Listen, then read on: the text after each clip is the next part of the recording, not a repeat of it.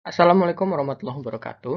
Halo, saya Kak Wira dari Latis Ekonomi akan menjelaskan mengenai inti masalah kebutuhan dan sistem ekonomi pada kesempatan kali ini. Nah, yang pertama adalah inti masalah ekonomi. Jadi, inti masalah ekonomi adalah kelangkaan, yaitu adanya kebutuhan manusia yang tidak terbatas, sedangkan alat pemuasnya yang terbatas, atau sering juga disebut problem of choice, masalah dalam hal pemilihan. Perbedaan jumlah antara kebutuhan manusia yang tidak terbatas dengan alat pemuasnya yang berupa barang ataupun jasa yang terbatas itu menyebabkan adanya kelangkaan, sehingga manusia harus memilih ingin digunakan untuk apa, sumber daya yang ada untuk memenuhi kebutuhannya dan mendapatkan kesejahteraan atau kepuasan. Nah, ilmu ekonomi sendiri muncul untuk menyelesaikan permasalahan dalam memilih ini. Dengan sumber daya yang terbatas, ingin digunakan untuk apa? Agar bisa mencapai kepuasan yang maksimum. Nah, lalu masalah ekonomi klasik terdiri dari produksi, distribusi, dan konsumsi. Permasalahan ini sudah tidak begitu relevan di era modern karena ada masalah ekonomi modern, yaitu yang pertama adalah barang apa yang akan diproduksi dan berapa banyak, atau what, lalu bagaimana cara memproduksinya, how, dan untuk siapa barang tersebut diproduksi, for whom. Kita berbicara mengenai kebutuhan.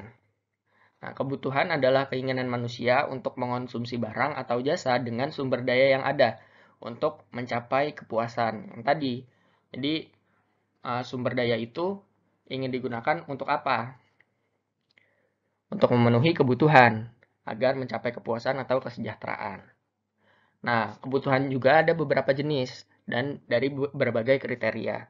Yang pertama, menurut intensitasnya, kebutuhan primer, sekunder, tersier. Primer itu yang pokok, sekunder yang tidak terlalu pokok, dan tersier yang tidak pokok.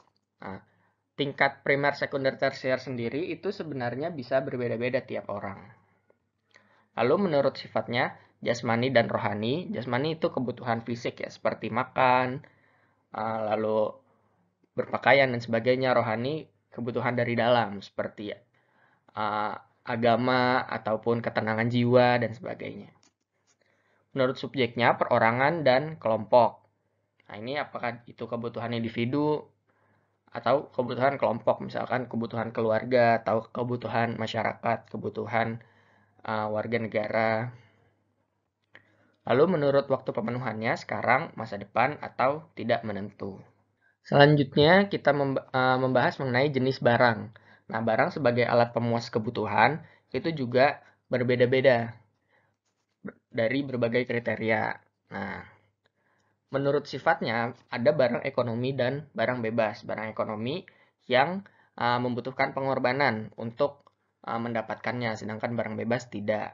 Barang ekonomi misalnya ketika kita membeli sesuatu, barang-barang yang perlu dikeluarkan uang ataupun dan sebagainya. Barang bebas yang bisa kita dapatkan tanpa melakukan pengorbanan, misalkan udara segar.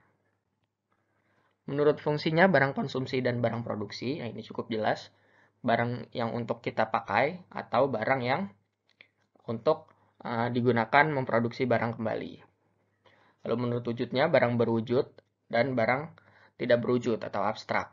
Ini yang barang berwujud yang terlihat, barang yang abstrak yang tidak terlihat. Misalkan asuransi ataupun jasa biasanya tidak terlihat. Menurut hubungan dengan barang lain, substitusi atau barang yang menggantikan, dan barang komplementer, misalnya substitusi antara kopi dan teh, atau misalkan merek baju A dengan merek baju B. Barang komplementer itu yang melengkapi, misalkan kendaraan dengan bensin atau kompor dengan gas.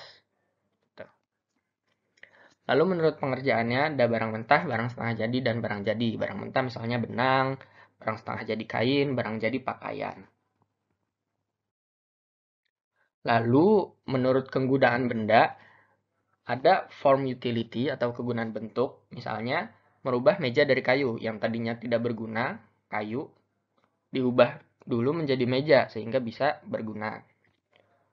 place utility, pasir yang diangkut dari pantai. Nah, pasir di pantai tidak digunakan untuk apa-apa, sedangkan kalau misalkan diangkut untuk melakukan pembangunan itu bisa berguna.